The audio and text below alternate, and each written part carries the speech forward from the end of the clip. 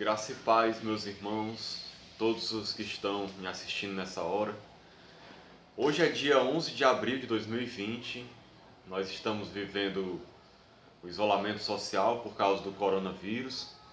Por isso que eu estou hoje gravando aqui essa aula da escola dominical, para que os irmãos possam assistir online.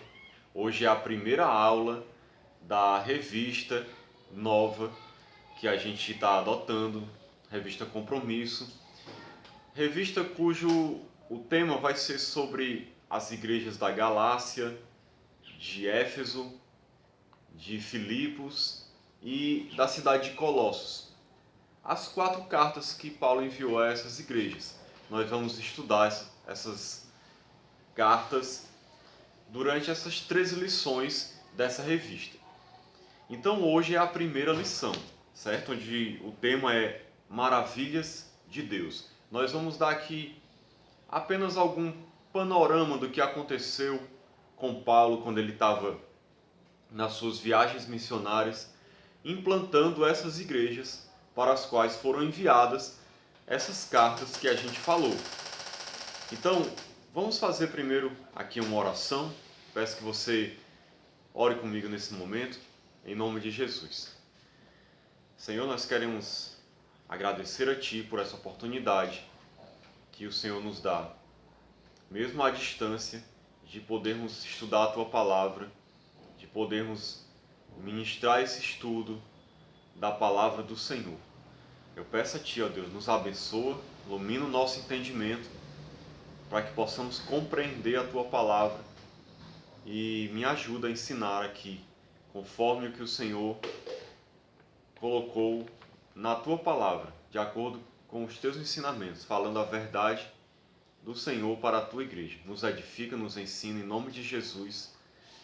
Amém. Então é isso, irmãos. Nós vamos aqui estudar hoje a primeira aula, que é as maravilhas de Deus. Se você tem a revista, eu aconselho que os irmãos leiam antes a lição, certo? Eu não vou ler toda a lição nesse momento, porque demandaria mais tempo para a aula não ficar muito extensa. Eu vou apenas ler algumas coisas que eu peguei da lição para enfatizar, e a gente vai meditar em alguns textos, mas eu não vou ler toda a lição, certo? Então, se os irmãos puderem ler antes, é melhor ainda, que você já chega sabendo mais ou menos o que vai ser ensinado. Na introdução eu destaquei o seguinte: é Deus quem faz maravilhas, mas usa mãos consagradas e disponíveis para o reino. O pano de fundo das cartas é a ação de Deus em Paulo, fazendo maravilhas. Então nós vemos que Paulo foi usado por Deus nas suas viagens missionárias para implantar várias igrejas. E durante essas viagens, muitas maravilhas foram feitas através de Paulo. Como diz aqui, é Deus fazendo maravilhas através de Paulo. É o mais importante de destacar nessas viagens missionárias, é a obra de Deus através de Paulo. Tanto através das suas pregações, como através dos milagres e sinais que serviam para dar um testemunho da veracidade da palavra que estava sendo pregada. Sinais e maravilhas serviam para esse propósito, para que as pessoas vissem que aquele ensino que estava sendo levado era algo que vinha da parte de Deus. Por isso que aconteciam esses milagres e sinais. Então, muitas coisas aconteceram durante essas viagens missionárias. Paulo passou por várias cidades, implantou várias igrejas, levantou líderes, aconteceram muitas coisas. Inclusive essas igrejas que a gente vai estudar, se você ler no livro de Atos dos Apóstolos, a partir do capítulo 13, quando começa a primeira viagem missionária de Paulo, você vai ver que ele vai implantar igrejas na região da Galácia. Depois ele vai implantar a igreja na cidade de Filipos. Ele vai implantar também a igreja na cidade de Éfeso. e depois também na cidade de Colossos.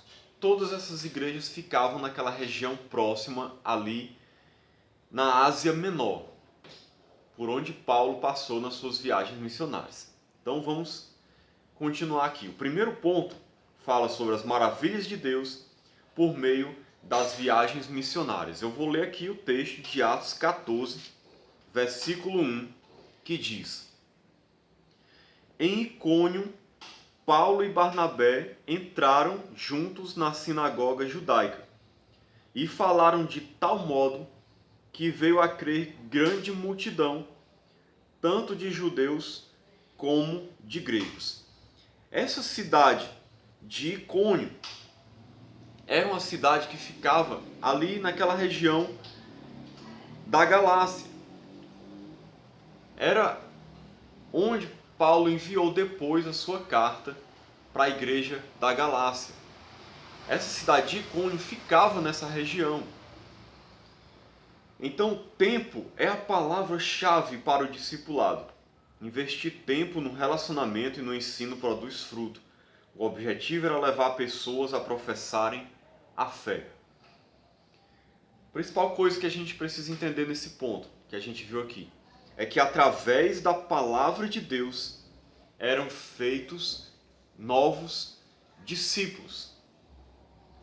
O fruto da palavra, da pregação, eram discípulos. O objetivo principal era esse: levar pessoas à fé. Um discipulado que levasse as pessoas a conhecerem a Cristo. Então, Paulo, quando passava por essas cidades, ele entrava primeiro nas sinagogas, nós vemos, e ele diz que ele falou de tal modo que veio a crer uma grande multidão. Nós já vemos aqui uma grande maravilha, porque o grande milagre que aconteceu aqui foi essa grande multidão crer através da pregação do Evangelho. Pregação poderosa. Paulo e os seus companheiros de viagem sendo usados pelo Espírito Santo para fazer discípulos nessas cidades. Paulo começou aqui em Icônio, depois ele foi para Listra, depois ele foi para Derbe. E era sempre fazendo a mesma coisa, implantando igrejas, fazendo discípulos, pregando o Evangelho no poder de Deus. Ponto 2 fala das maravilhas de Deus em função de sua ousadia acerca do Senhor. Nós vamos ler aqui Atos 14, 3.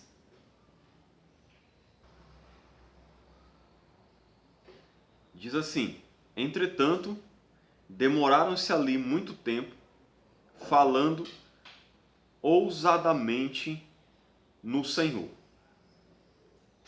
o qual confirmava a palavra da sua graça, concedendo que por mãos deles se fizessem sinais e prodígios.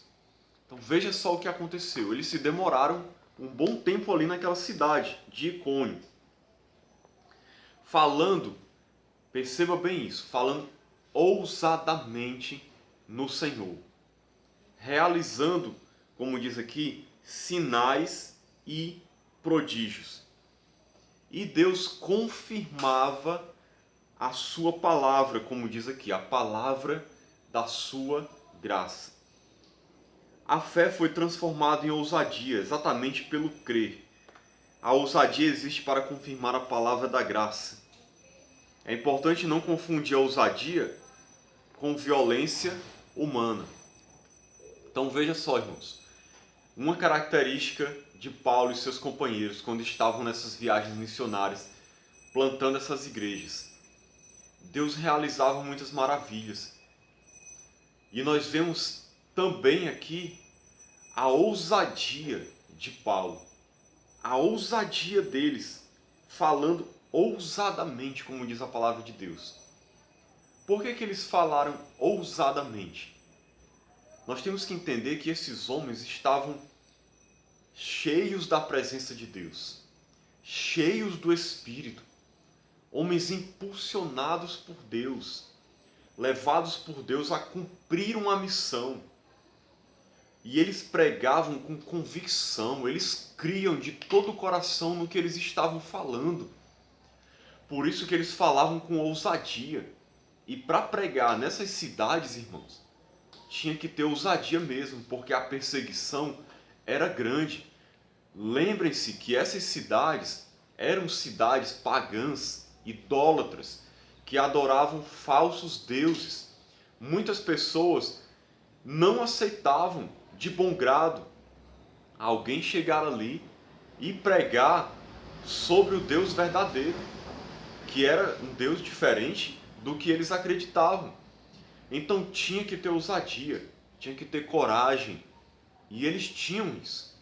Chegavam lá, pregavam o evangelho, e Deus confirmava a palavra e fazia sinais e maravilhas. O poder de Deus se manifestava e pessoas se convertiam.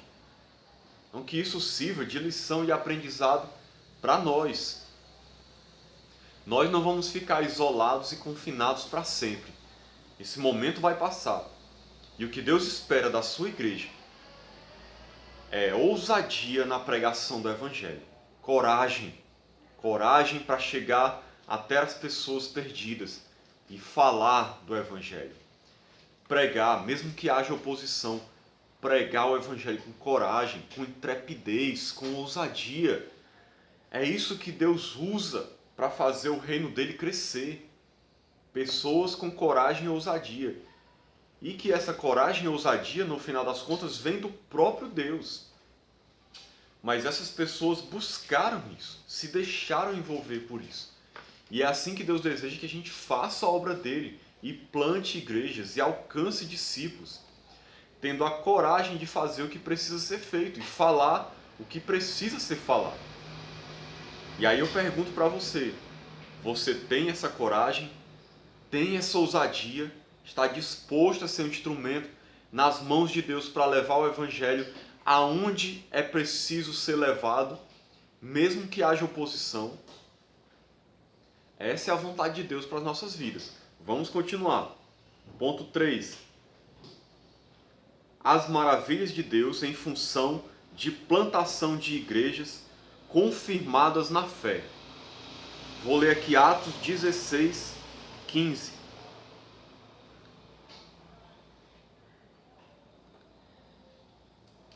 Aqui Paulo já está na cidade de Filipos.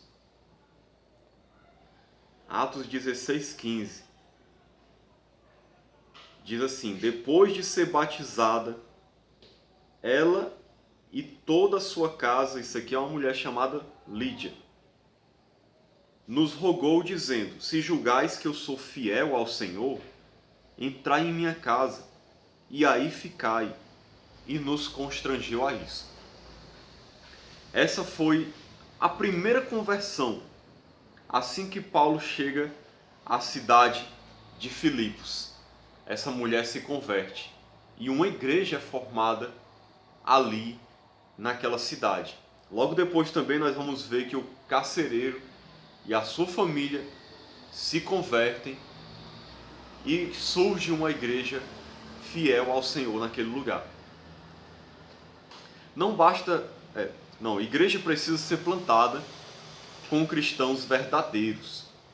Muitos, quando pensam em plantação de igrejas, pensam no templo, equipamentos, etc. Mas isso não é o essencial. Então o que a gente aprende nesse ponto aqui? A coisa essencial quando uma igreja está sendo plantada, e Deus nos chamou para isso, plantar igrejas, é formar uma igreja de crentes fiéis, verdadeiros, pessoas que realmente tiveram um encontro com Deus. E como é que você faz isso, irmão? Talvez você esteja perguntando. Por meio da pregação fiel da palavra, que atrai pessoas à verdade de Deus, que atrai pessoas a Deus por causa do Deus verdadeiro, não por causa de promessas humanas, de bênçãos, de riquezas, de bens materiais. Tem muita gente que quer atrair as pessoas para a igreja prometendo muitas coisas que Deus pode até fazer, mas muitas vezes ele pode não fazer também, como dar riquezas, bens, curas, resolver um problema na sua casa, um problema financeiro. Não é esse o motivo que deve atrair as pessoas para a igreja. Então nós devemos pregar o Evangelho, a palavra de Deus, de salvação, de arrependimento, de transformação de vida, para que assim pessoas sejam atraídas pelo Evangelho, para crer em Deus, desejosas de ter um relacionamento verdadeiro com Cristo, por amor a Ele. E assim, uma igreja fiel vai ser formada. E como foi dito aqui, muita gente se preocupa quando está plantando uma igreja, primeiro com o prédio, o templo, com os equipamentos, com toda a estrutura para que uma igreja possa existir. Mas isso não é o essencial. O essencial são as pessoas, são a comunidade de cristãos. E nessa época agora de isolamento social, a gente está aprendendo isso. Se você não tinha aprendido isso antes, essa oportunidade é para você aprender isso. Que a igreja não é o templo formado de paredes, de tijolos, feito com cimento. A igreja são as pessoas, a comunidade de irmãos. Nós podemos continuar sendo igreja e servindo a Cristo, ainda que não seja possível a gente estar dentro de um templo, com louvor, com guitarra e bateria, sentado em cadeiras, acobertado em algum lugar seguro. Ainda que isso não exista, a igreja continua existindo, porque a igreja vai além disso. Essas outras coisas são acessórios, são importantes, ajudam, dão mais comodidade, mas não é o essencial para a formação de uma igreja. A igreja é o povo de Deus. É o povo de Deus. Então vamos lá, continuando. Maravilhas de Deus em função da sensibilidade à direção do Senhor. Eu vou ler aqui Atos 16, versículo 9. À noite sobreveio... Eu vou ler aqui a partir do versículo 6, que é melhor para a gente entender o contexto. Percorrendo a região frígio-gálata, ou seja, da Frígia e da Galácia, tendo sido impedidos pelo Espírito Santo de pregar a palavra na Ásia, defrontando Mísia, tentavam ir para a Bitínia. Era uma outra região mais acima, a Bitínia. Mas o Espírito de Jesus não permitiu. Veja que Paulo e seus companheiros estavam tentando ir para um lugar, mas Deus fechou a porta. Não deixou eles irem para aquele lugar. O Espírito de Jesus não permitiu. E aí veja o que aconteceu. À noite sobreveio a Paulo uma visão, na qual um varão, um homem macedônio, estava em pé e lhe rogava, dizendo: passa a Macedônia e ajuda-nos. Assim que teve a visão, imediatamente procuramos partir para aquele destino, concluindo que Deus nos havia chamado para lhes anunciar o Evangelho. Veja que coisa maravilhosa. Eles queriam ir para um lugar, o Espírito de Jesus não permitiu, fechou a porta. Eu não sei o que foi que aconteceu, mas não deu certo. Eles não foram para aquele lugar. E aí eles tiveram uma visão à noite. Um homem dizendo: passa a Macedônia. E eles entenderam que Deus estava chamando eles para pregar o Evangelho naquela região. Era o tempo de Deus de ir para aquele lugar especificamente. Deus queria agir ali. Com certeza depois eles foram para aquela outra região onde eles queriam, porque a vontade de Deus era que o Evangelho fosse pregado em todo o mundo. Mas naquele momento o foco era a Macedônia. Então nós temos que entender essa questão da sensibilidade à direção do Senhor. Não basta fazer o certo. É preciso fazer o certo de Deus no tempo de Deus. E no comando de Deus. Isso é muito importante.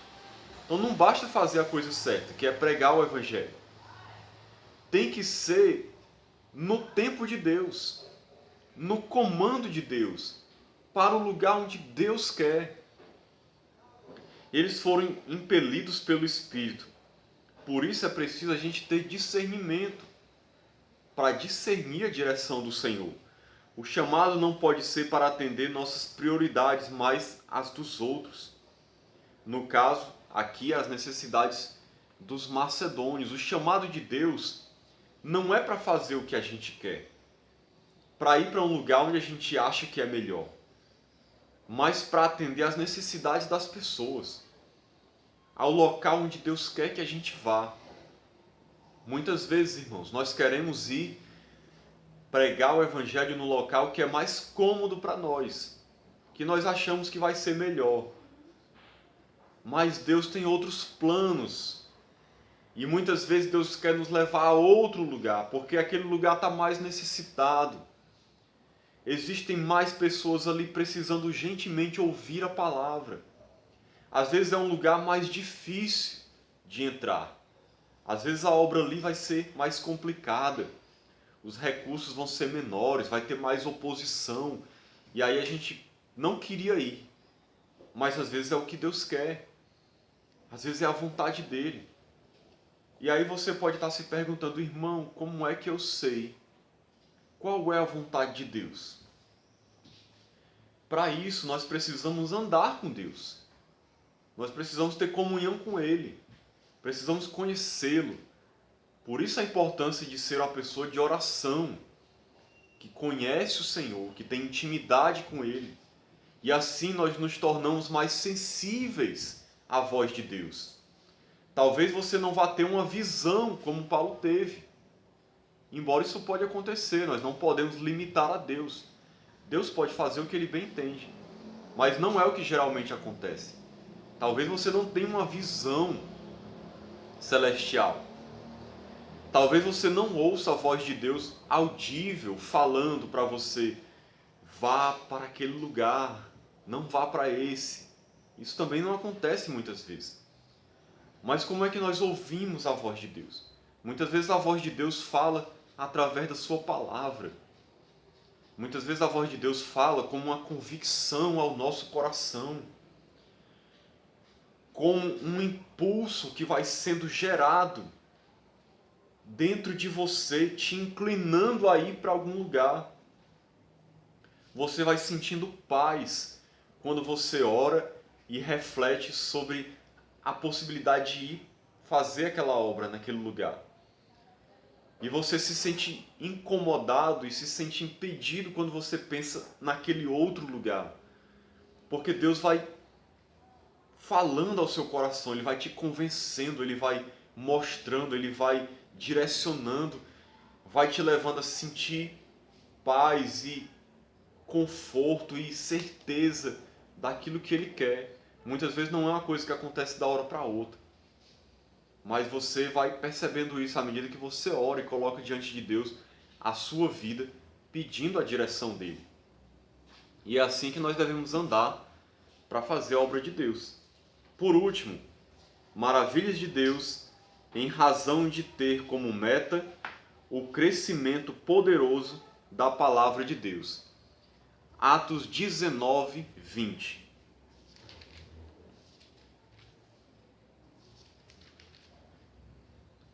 Aqui em Atos 19, Paulo já está implantando a igreja em Éfeso, que também vai ser uma das igrejas que a gente vai estudar. No versículo 20 é dito o seguinte: assim a palavra do Senhor crescia e prevalecia poderosamente. Paulo, quando estava ali naquela cidade, a palavra do Senhor crescia e prevalecia poderosamente. O crescimento precisa ser na palavra. A educação cristã é que sustenta uma denominação para a obra missionária, ou seja, o ensino da palavra de Deus. A solução contra o engano é preparar obreiros com conhecimento e maturidade. Então, isso aqui, irmãos, precisa ser verdade na nossa vida. A palavra do Senhor crescer e prevalecer poderosamente. Esse é o verdadeiro crescimento. Crescimento causado por Deus, onde a palavra de Deus cresce e prevalece. Se por acaso uma igreja cresce, mas a palavra de Deus ali não cresce, se o que há ali são ensinamentos errados, engano, evangelho pirateado, falsificado, misturado de verdades com mentiras, a palavra de Deus não está prevalecendo, aquilo não é um crescimento saudável. Pode até crescer, mas não é o crescimento de Deus saudável. Porque crescer, irmãos, muita coisa cresce. Tem gente que pensa que porque uma igreja está crescendo, ou uma religião está crescendo, é sinal de que Deus está abençoando. E a verdade é que nem sempre é assim. Tem muita coisa que cresce e que não é abençoado por Deus. Um tumor maligno cresce, mas não é abençoado por Deus. Tem muita religião falsa pregando deuses falsos, pregando mentiras e crescendo. Tem muitas igrejas crescendo, pregando falso evangelho. Por quê? Porque isso atrai multidões que não querem um compromisso com Deus. Muitas vezes querem apenas ser abençoados, ter os seus problemas resolvidos, ter uma vida melhor nessa terra. E assim muitas igrejas têm crescido, fruto do engano, mas o crescimento verdadeiro e saudável é aquele onde a palavra de Deus cresce e prevalece. Por isso a gente precisa sempre dar importância ao ensino da palavra, ao correto ensino das Escrituras, à pregação poderosa da palavra de Deus, exposta de uma maneira fiel às Escrituras. Pessoas sendo ensinadas e preparadas constantemente na palavra, crescendo em maturidade e conhecimento de Deus. Era assim que a igreja crescia aqui no início, aqui especificamente na cidade de Éfeso. E em todas as cidades onde Paulo passava, Paulo era um servo de Deus, pregava a palavra de Deus fielmente, conforme o Senhor tinha orientado a ele. E as igrejas cresciam na palavra. É claro que depois começou a surgir enganos. Pessoas começaram a ensinar mentiras, pessoas se infiltraram para ensinar coisas erradas. Paulo precisou enviar cartas, Paulo precisou visitar essas igrejas de novo, precisou fazer um trabalho de discipulado, porque é isso que tem que ser feito realmente. Todo o tempo ensinando a palavra, corrigindo os erros, mostrando o certo, não aceitando a mentira, não aceitando o engano, tirando tudo aquilo que não é de Deus, para que a igreja possa crescer fiel à palavra de Deus. E aí, com certeza, irmãos, essa igreja vai ser uma igreja saudável, uma igreja realmente abençoada por Deus, uma igreja que cresce na palavra, onde a palavra cresce e prevalece poderosamente, como foi na igreja de Éfeso. Então, meus irmãos, hoje foi uma aula só para mostrar um pouco o que Deus fez ali, através de Paulo, quando estava implantando aquelas igrejas na região da Galácia, implantando a igreja de Filipos, de Éfeso. Nós vamos estudar também sobre a igreja de Colossos, que fica ali bem pertinho de Éfeso, a, se eu não me engano, 100 e poucos quilômetros ao leste. E nós aqui foi só para dar uma introdução e a gente vê o que Deus, as maravilhas que Deus fez ali quando estava implantando aquelas igrejas. Depois nós vamos no decorrer da revista estudar os aspectos de cada igreja, o que Deus fez ali, o que Paulo escreveu para elas, para que assim a gente continue sendo edificado na palavra de Deus. Então, que Deus nos abençoe. Espero que os irmãos tenham compreendido. Se ficou alguma dúvida, deixe aí o seu comentário, pergunte, que depois eu respondo para os irmãos. Amém? Então, que Deus nos abençoe em nome de Jesus.